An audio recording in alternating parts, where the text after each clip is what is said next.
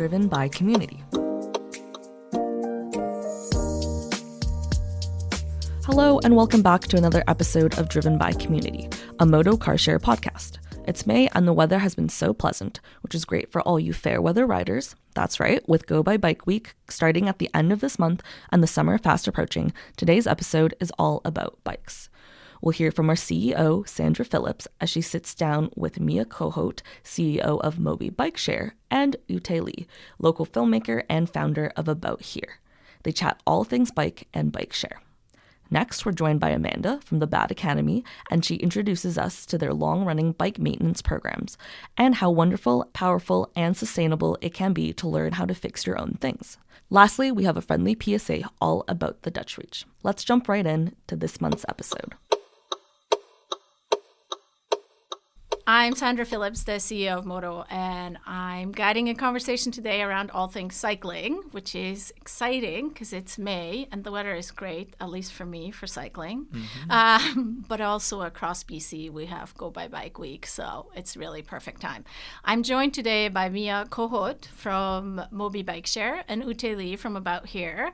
Maybe the two of you can just talk a little bit about yourself, what you're doing, and how you fell into cycling. Mia, I'm going to start with you.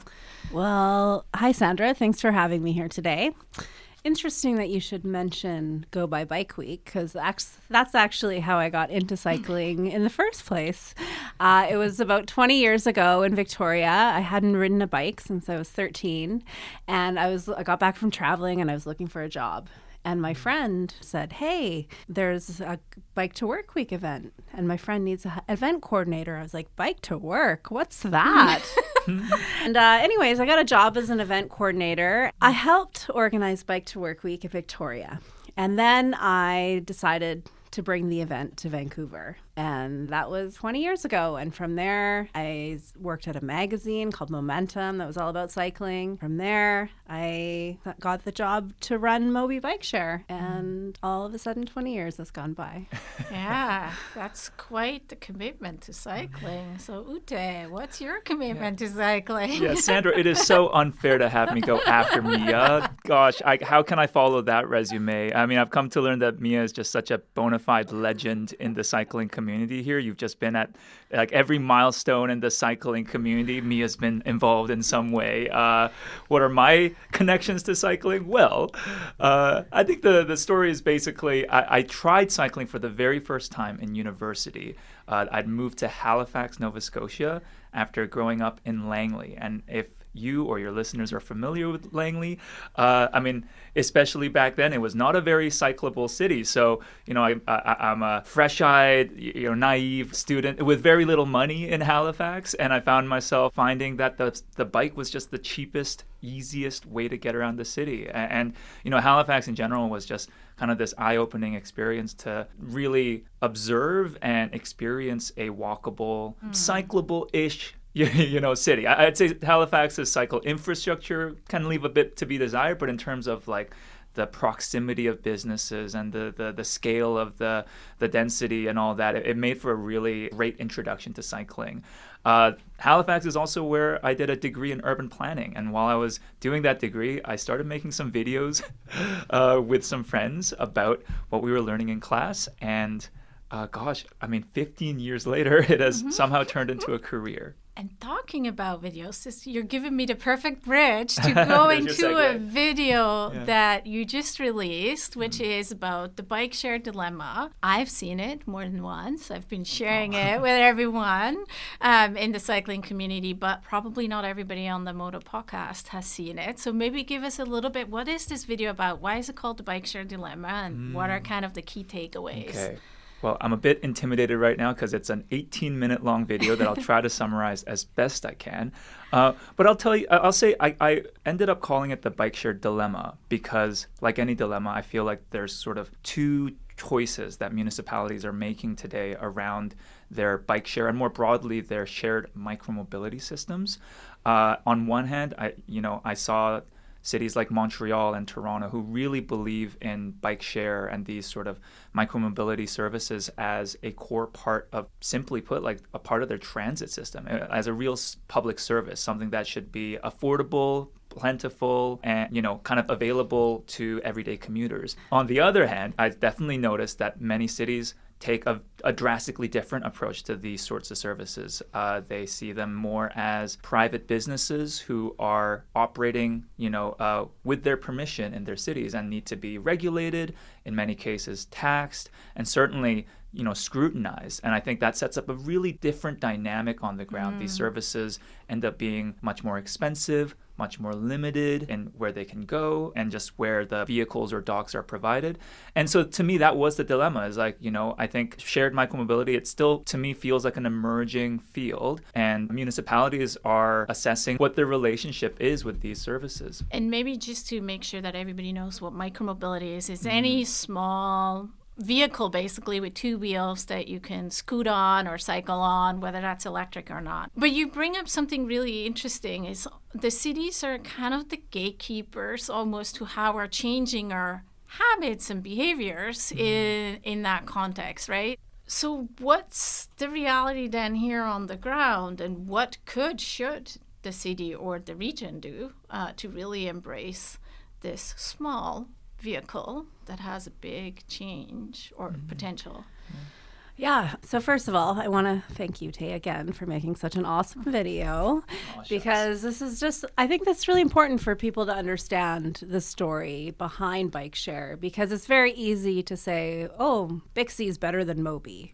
That's a very easy statement to make, and a lot of people make it because sure, that is the general consensus, but I think it is really important for people to understand why. And I think the city of Vancouver has been very lucky that they've had a bike share program like Mobi for 10 years now, because we have done this. I mean, the city did provide a startup grant of $5 million in 2016, but since then we've been pretty much on our own running the system. And we fund our operations through ridership and sponsorship. And I think what's really interesting is that Mobi is the only station-based system in North America, maybe the world, that actually pays their city to operate. And to me, this is just, we're doing things a bit backwards here, because, we fund roads, we fund buses, but we are taxing our micromobility systems. And that has consequences. And the consequences of that are we're limited on our resources to be able to invest in new capital. Mobi Bikes is 10 years old. Like, we really need to upgrade our fleet, but where does that money come from? In Montreal and Toronto, 100% of capital costs come from local governments and the federal government. And here, zero. And also in Toronto and also in Montreal, they get subsidized for their operating expenses through the city. In Toronto, they actually use parking revenue to fund their bike share system, where here Mobi pays the city for lost parking revenue. It's totally backwards. and it just creates a system where we have to charge high user fees. We don't have money to invest in a new fleet. And I think the city is losing out on having a bigger, cheaper, much more integrated system. So there really is, I should say, there's like some awareness around the why, which you have created. I was part of the evening where it was hosted by Hub, and there were a lot of policymakers in the room. And clearly something sparked with some policymakers, because there's just been a motion in the city of Vancouver, which is called Cheap, Easy Everywhere, led by Lucy Maloney. What would that change? Like, it went through, so Mia, obviously you're very close because the city of Vancouver is where you operate. What will that change, that motion, or what could that change? I think, first of all, that was a really exciting motion to see come forward, and a really great direct result of the video. So thank you again, Uytae, for raising the awareness. I cannot take too much credit for this. It seems like many people were aware of the challenges with Mobi, but but it sparked. It helped. And Councillor Lucy Maloney and Councillor Sean Orr took this motion forward to basically, they were very careful with their motion. It wasn't like city fund bike share, city fund Mobi. It was like, let's ask TransLink and the province if they can participate and help with bike share and perhaps create a regional bike share. So that was a very nice strategic motion at a time where we have a lot of partisan politics at City Hall. Because who's gonna say no? Who's going to say no to that? Who's going to say that's not a good idea? So with some amendments, the motion did pass, and it resulted in a letter from the City of Vancouver to the CEO of TransLink, CC'd to the Ministry of Transportation, that the city supports TransLink's efforts in unlocking and potentially funding and planning for a regional coordinated bike share system. Let's make bike share a part of public transit and extend it. And I think what is really needed in this region and what this motion did was just kind of push the political will. I really agree with Mia's comments, and the only things I'll add is that you mentioned the screening we had, Sandra, at Museum of North Vancouver for this video. And one of the big things I noted was, Kevin Quinn, the CEO of TransLink, was in attendance, and he gave a quick speech about, how he viewed TransLink's role in shared micromobility. And I was kind of just really blown away, at least in his intentions. It really seemed like TransLink saw their role to play in shared micromobility and really recognized, how it is an extension of the transit system. I think this motion from City Council, as Mia mentioned, doesn't come with, anything necessarily tangible, but for me it did feel like the right tone shift, around this bike share dilemma. And I think Vancouver, plays a real leadership role in the region, and it's a great vote of confidence to have the largest municipality put their support behind a more regionally coordinated effort around bike share. So we talked a lot about kind of the bike share dilemma. One of the things we haven't talked, and regulatory and political will, one of the things we haven't talked about, but you brought it in early when you talked about Langley, is kind of the infrastructure and housing and how different kind of setups of communities foster or not foster active transportation. Can you talk a little bit about that? Because I know you had 2 other videos around cycling in the burbs. I can try my best. I feel like at the end of the day, our transportation networks don't exist in a vacuum, and all of these things are so interconnected. So everything from housing density to cycling infrastructure to the contracts we set up with our shared micromobility services, it all sort of combines together to create an environment that is good for cycling or bad for cycling, because it's a great reminder that cities have so many different tools at their disposal when it comes to supporting both bike share and car share, and it can really make or break these sorts of systems if every one of these little moves can go a long way. And it just goes to show, and back to your earlier point, I used to say the cities are the king or the queen makers. Really, they are. Like, they set the conditions for what's successful and maybe what's not. I recognize that we probably are almost at time. So I do want to end on making sure everybody knows where to find the Bike Share Dilemma. Yes, my shameless plug, you can find About Here on YouTube, on Instagram, and I think that's it. I highly recommend not only watching the Bike Share Dilemma, but literally every other video. Mia.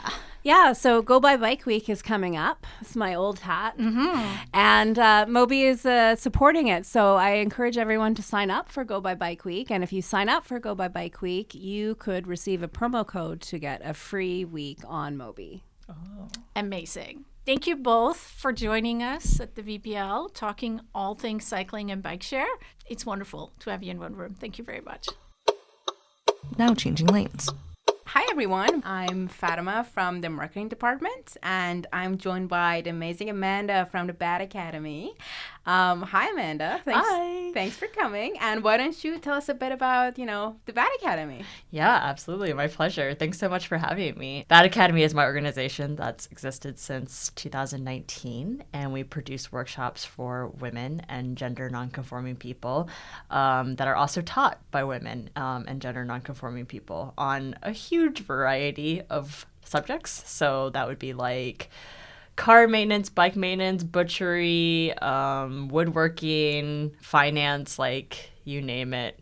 We've probably done it because we've done close to 400 workshops in the past 7 years.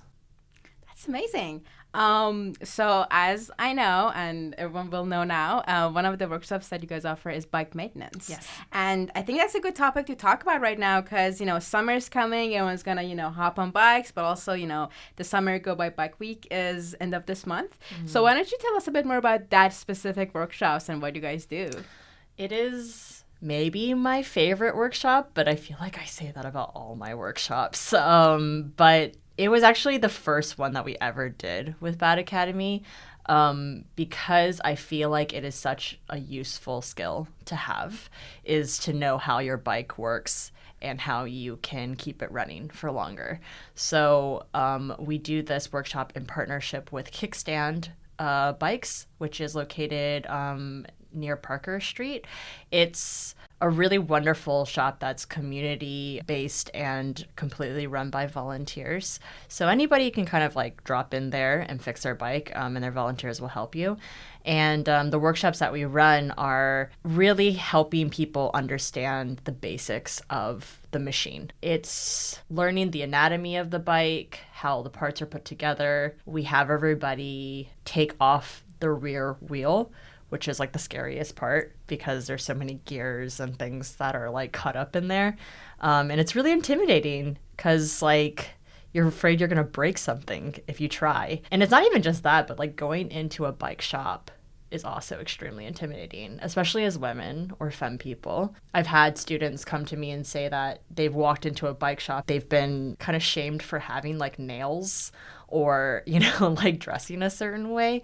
And, there's a lot of judgment when you're walking into any kind of like mechanic situation. So it just doesn't really like help people want to learn more or to try even to fix their bikes. I always just love the smile on people's faces when they leave that workshop, knowing more about their bike, knowing how to diagnose problems, fix a flat tire. And then you also get a bike maintenance kit to take home with you so you can ride all through the season, which is amazing. Wow, that's amazing. And I know like a lot of workshops and programs you have at the Bad Academy runs around the idea of empowerment and learning how to do things yourself. So like, why don't you tell me a bit more about that? I don't think it's a secret. I absolutely adore women. It is my life's mission to help women be more self-sufficient and self-confident. There's really nothing more satisfying than seeing a woman realize the power that she has. I'm not a huge fan of the word empower because it kind of implies that like someone's giving you power. What I really want women to understand is that they have that power within them. They just like don't know how to access it sometimes. Like we all have this issue. I still have that issue. So I think why this workshop is particularly meaningful to me and also to the community is that, even the suffragette movement was moved forward because of bikes. Like women couldn't drive at the time. There weren't really like, cars everywhere. But for women to literally move feminism forward, they had to get on a bike. And it's just so badass. To know that existed back then and that it continues to persist. Women are incredible, so intelligent, so creative, so curious. I want to provide more opportunities for them to have the freedom to get to where they need to go and do what they need to do. And so for bike maintenance, this is kind of just the goal. I feel like my ultimate goal is to instill this behavior within women, which is that you should just at least try. Just because you're bad at something doesn't mean that you shouldn't do it. And just because you're bad at something, that doesn't mean it can't be fun. And so if you're going to learn how to fix your bike today, maybe tomorrow when your toilet's not working so great, you'll try to actually fix it before you call a plumber or you call your dad. I love that. It reminds me of when I moved and I actually had to assemble my first like IKEA table, and I was so terrified, but I was like, I'm just gonna do it. And you know what, it took me an hour to figure it out, but then that kind of started this whole chain of me now, like when something's broken, I'm like, I'm just gonna figure it out because I can do it, Totally. But we're told our entire lives that we can't. Yeah. Right? Like, I mean, it's like we don't learn finance, we don't learn woodworking, we don't learn car maintenance or any of these things when we're little girls because our dads and brothers, I think like it's well intentioned, but it's also patriarchal, obviously, where it's like, you don't need to learn that. We'll take care of it. And I'm like, but you should still, but you're basically saying that I can't learn this, or that you don't think it's necessary for me to learn this, and that I'll always be dependent on men. Yeah, that's why I absolutely like admire what you at the Bad Academy are doing, because I think it's just so important to also like let other women know that, you know, we can do this. Like, we don't need, you know, some man to tell us that, like, we can figure it out. You know? Fully. Yeah, absolutely. Yeah. Amazing. Well, I know you're also an avid biker. What are your favorite bike routes? I'm curious. You know, I'm more of like a commuter myself. So I wouldn't say have like bike routes, but I have to say like Vancouver is such an incredible city to bike in. I used to live in New York, and that was a whole different ball game, which was that there are like not really dedicated bike lanes, and there's a lot of car doors and a lot of weaving through traffic, which kind of like got me, like I basically like was baptized by fire when it comes to biking. So when I got here, I was like, wow, everybody is so like, I don't know. I know it could be better, but everybody's very accommodating of bikes here. And then I remember one of the first big snowstorms here in Vancouver. The whole city shut down, as it always does, and the only snowplow that I saw was going through a bike lane. And it was just like the tiniest snowplow, and it was plowing a bike lane, and I was like, the priorities of the city. It's like hilarious to me. So I don't know. I think I more am just like grateful for the infrastructure for our biking here, which I know could be better, but it's great. And also the culture. I love that. Yeah, thanks for that. And last question, why don't you tell us how people can get to know the Bad Academy more? Like, how can they reach the maybe join the Bad Academy? Totally. I mean, like, anybody can join except for men. So, but, you know, we got a lot of allies too, you know. A lot of men like to buy our merch. I love it. I love to see it. Our workshops are just open to anyone, any age. So, you know, come to a workshop. We also have a membership program where you can get a special curated newsletter delivered to your inbox every couple weeks that's written by yours truly. And, you know, access to our entire digital library. So during COVID, I was like very busy because we can only do workshops online. And then I had this huge backlog of all these incredible workshops that I had recorded. And I was like, we should like make sure that people can actually access these if they like can't physically go to workshops. And so that entire thing is cataloged and archived like on our website if anybody wants to join the membership for a really low price to be able to access all of those. And they can sign up for all the workshops from the website? That's right. Sweet. I know I'm going to join them. So. Thank you so much for your time, Amanda. That was amazing to get to know the Bad Academy and just talk about bikes. Thanks so much for coming. Thank you for having me. Yeah. Now changing lanes. Early in the episode, we mentioned the Dutch Reach. If you drive Modo, you may have seen a sticker on the driver's side window that tells you all about it. The Dutch Reach is a safety maneuver for cyclists and drivers alike, so that when you're parked and you're about to open your car door, you open the car door with the hand furthest from the door. So in Canada, or when we drive on the right side of the road, that would be opening the door with your right hand, as it forces you to turn your entire body to see if there's any oncoming traffic, such as someone approaching on their bike. That way, you don't door a cyclist, startle yourself, hurt another person, or damage the door. If you want to learn more about the Dutch Reach, check out the link in the show notes. That's all for our May episode. As always, thank you for listening. Driven by Community is brought to you in partnership with the Cooperators. Modo members can take full advantage of the preferred rates through the Cooperators Member Benefits Program. Check out the Modo Perks page for more details. Driven by Community was edited by Kelly Zhang and produced by Jane Hope and Fatima Porsayed. If you have any feedback or suggestions, we'd love to hear from you. Just email podcast@modo.coop. See you next month, and until then, thanks for sharing.